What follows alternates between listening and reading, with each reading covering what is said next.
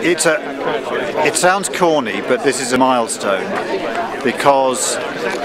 the link between recorded music and live music is getting stronger every year now. Record companies are now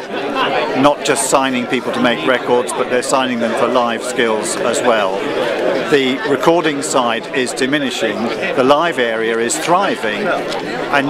whereas we have hundreds of thousands of people very adept and skilled in recording techniques, we've had a skills gap in the offstage and backstage areas surrounding live performance for as long as I've been on the road. I mean, I did 10 years as a touring musician, mostly in the 1970s and the early 80s, and the lighting, sound production, offstage, scenery, front of house, transport,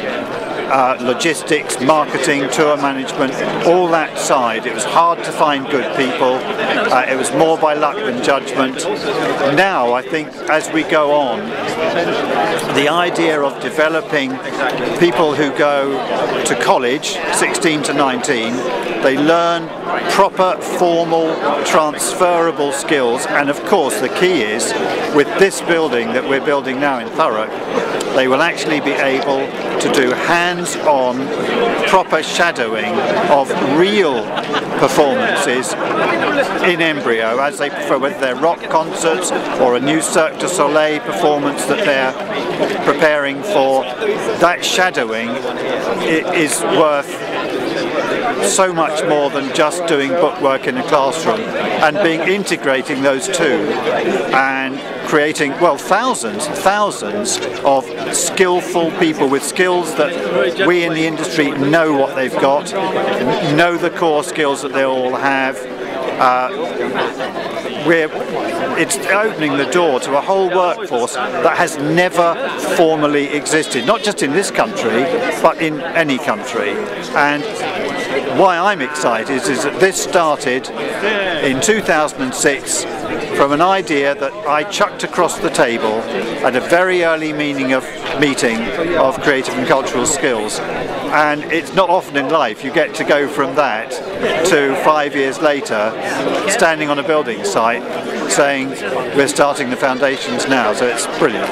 What we find is there's a lot of young people who aren't doing that well at school, but when it comes to music and production, it reminds me a lot of the punk people. They know how to sing, they know how to record, they know how to use final cuts, and they've got all these skills, they don't quite realise it and need something to, I guess, to harness that. The enthusiasm's there, and you're right, it's amazing how many kids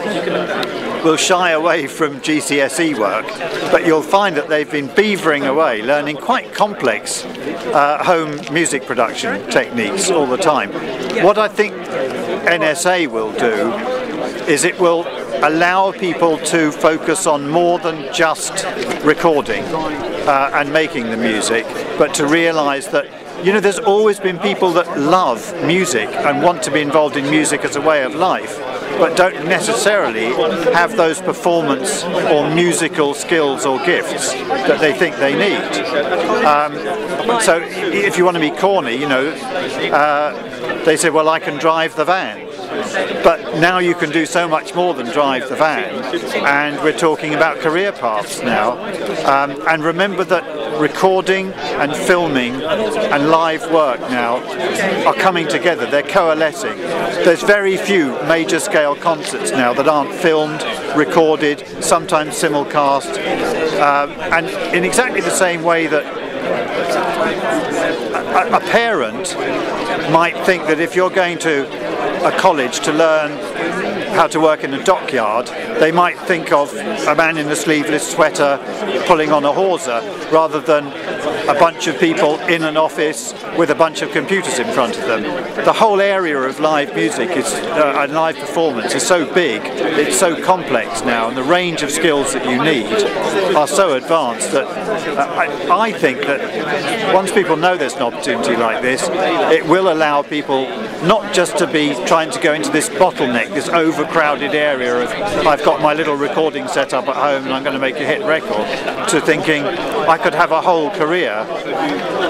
working in live performance or one of the areas that supports live performance.